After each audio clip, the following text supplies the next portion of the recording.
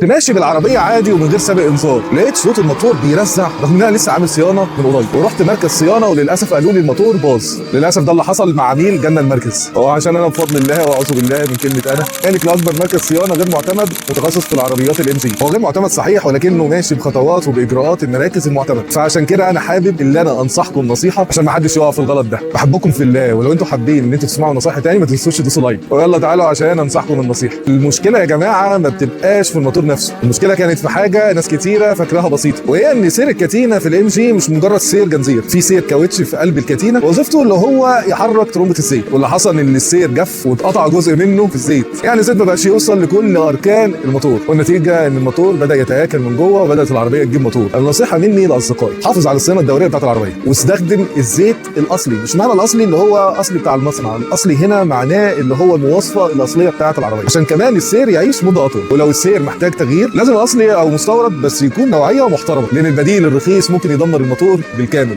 ولو عندك اي مشكله في عربيتك لازم تروح لمركز متخصص في عربيتك ويكون بيراعي ضميره، وربنا ما يوقع اي حد في اي مشكله. ويا بخت ملاك ام جي.